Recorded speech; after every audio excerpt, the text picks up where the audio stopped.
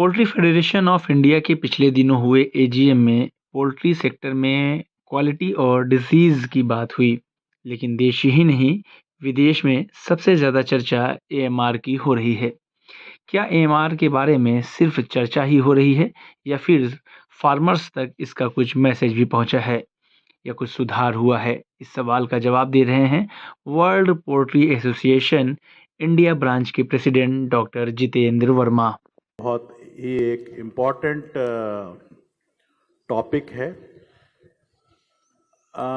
दुर्भाग्यपूर्ण है कि एएमआर को अभी हम लोग बहुत सीरियसली नहीं ले पा रहे हैं और फार्मर सीरियसली नहीं ले रहे हैं पर एएमआर एक ग्लोबली एक बहुत बड़ी समस्या है, बहुत बड़ा चैलेंज है जिसमें कि गवर्नमेंट ऑफ इंडिया भी बहुत सीरियस है। ऐसा नहीं कि गवर्नमेंट ऑफ इंडिया सीरियस नहीं है और काम नहीं हो रहे हैं। मतलब तो जो एएमआर के ऊपर जो हम लोग का जो दायित्व है, एटलीस्ट जो हम लोग प्राइवेट पोल्ट्री में हैं और जो पोल्ट्री फार्मिंग से जुड़े हुए हैं, हमारा सिर्फ इतना ये कहना है कि एंटीबायोटिक का यूसेज गलत नहीं है, एंटीबायोटिक का यूसेज प्रतिबंधित नहीं है, पर हमको वही एंटीबायोटिक यूज करने चाहिए जो कि अलाउड हैं, जो कि गवर्नमेंट ऑफ इंडिया अलाउ करती है और जो कि एक स्टिपुलेटेड डोज में अलाउ करती है। मतलब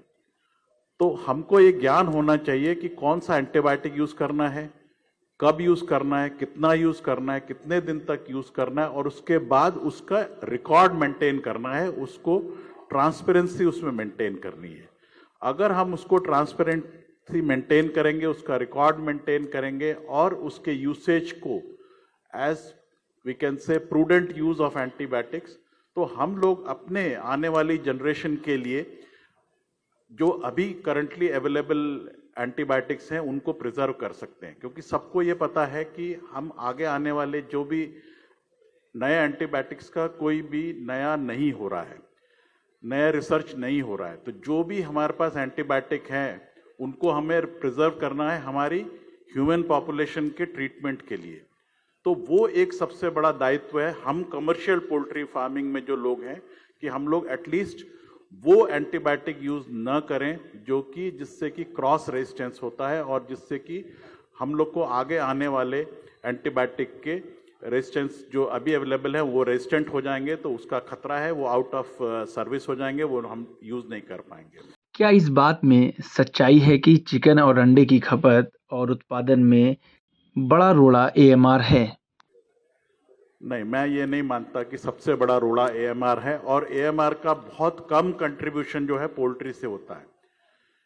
जो एक्चुअल उसका जो एएमआर का जो इशू है जो गवर्नमेंट ऑफ इंडिया एड्रेस कर रही है वो मिनिस्ट्री ऑफ हेल्थ की तरफ से है। जो उसके मेजरली 4 कंपोनेंट्स हैं। एक तो जो प्रिस्क्रिप्शन, जो डॉक्टर्स प्रिस्क्रिप्शन लिखते हैं, दूसरा जो हॉस्पिटल्स में एंटीबायोटिक्स यूज होते हैं, तीसरा जो रिटेल में जो एंटीबायोटिक बिकते हैं और फोर्थ है इंडस्ट्रियल यूज ऑफ एंटीबायोटिक। हम लोग आते हैं इंडस्ट्रियल यूज ऑफ एंटीबायोटिक की कैटेगरी में, जिसके लिए ऑलरेडी गवर्नमेंट ऑफ इंडिया ने TORF4 करके एक बनाया है, टास्क फोर्स बनाई है जिसमें भी वो काम कर रहे हैं। CSIR के हेड जो है वो उसके चेयरमैन है और उन्होंने एक वाइट पेपर भी निकाला है कि कैसे।